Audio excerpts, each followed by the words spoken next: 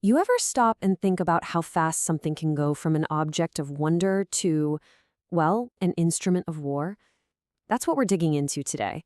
It's a story that kicks off with a simple kid's toy in a huge, bustling city and ends with a really big question about technology, and maybe about us too.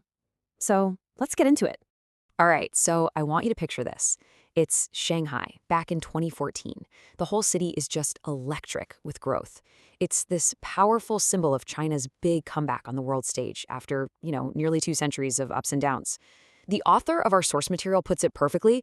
He says it felt like a rising golden dragon. You could just feel this massive, unstoppable energy everywhere, from the moment you landed at the airport to walking along the riverfront. But right in the middle of all that massive scale, all that global ambition, the story gets really small and personal. Tucked away in a back alley gift shop, the author and his family stumble upon something they'd never seen up close before. It was a cheap, kind of clunky-looking toy drone. For just a few bucks, his son gets one. And that simple, buzzing little toy. That was their first real encounter with a drone. So here's the path we're going to take today. We'll start with that first encounter in Shanghai. Then we're going to look at what the word drone actually used to mean, and it's not what you think. After that, we'll see how this toy became a weapon. And we'll finish up by asking a pretty tough question. Are we just stuck in some kind of cycle of destruction? Okay, so let's zoom back in on that moment in the gift shop. Buying that little drone, it was more than just picking up a toy. It was this moment of pure wonder. I mean, seeing this little thing just hover and zip around, all controlled by a little remote, it really felt like you were getting a sneak peek into a brighter future, you know? A future where this kind of cool tech would be used for good things. Now, as you can probably guess, that cheap little toy didn't make it very long. A few flights, a couple of crashes, and it was done. But the interesting thing is, even after the physical toy was broken and gone, the idea behind it, that feeling of optimism of what the future could hold, that memory stuck around. It was super vivid. And that memory, well, it makes you think. We all think we know what a drone is, right? But the word itself has this backstory that's way more revealing than you'd imagine. If we're going to understand how the drone changed so drastically, we first have to understand where its name even came from. So, what did drone mean before it was this flying machine we all know? Honestly, the answer is pretty surprising, and it says a lot about the massive irony of how we use it today. So get this. Before it was some high-tech gadget, the word drone basically meant three things. First, it was just a low, humming sound. It was also slang for a lazy person, an idler. And maybe the wildest one, it's the name for a male honeybee. And his only job, his only purpose in life, is to mate with the queen. Just think about those original meanings: lazy, humming, idle. It's a completely different world from the drones of today. And then, of course, there's this. This is the definition we're all used to: an unmanned aerial vehicle, or UAV. A sophisticated machine operated from miles away.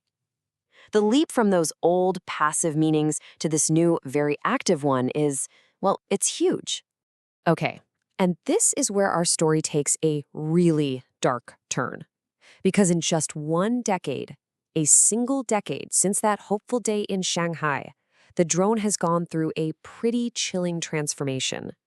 That toy has become a weapon. Just look at how fast this happened. 2014, it's a novelty item, a toy. You fast forward just 10 years, and these cheap, easy-to-get drones are a huge part of modern warfare. They're what's called asymmetric weapons, which means they let a smaller force do some serious damage. And we're seeing them completely change the battlefield, everywhere from Ukraine to the Middle East, making killing easier and a lot more detached than it has ever been. The author uses this incredibly powerful metaphor to get this across. He calls the sound of the drone a Neanderthal's hum, this primal, ancient buzz that's now being used to target and kill modern human soldiers. It's a terrifying thought, right? Our most ancient, basic sound combined with our newest technology, all used for killing. And that brings us to the final and maybe the most haunting part of this whole story. What does this crazy transformation really say about us?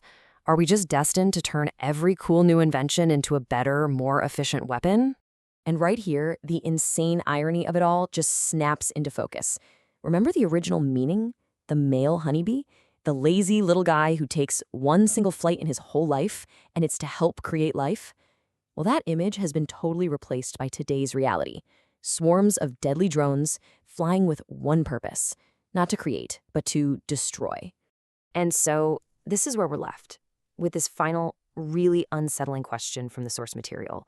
We see all this stuff happening, and it can feel like we're just watching a fire from across the ocean. But the question is, for everyone, when are we going to break this vicious cycle where our biggest technological achievements become our best tools for killing each other? The author concludes that we just don't seem to be making any progress at all, that we're just stuck in a loop. And that is a really sobering thought to end on.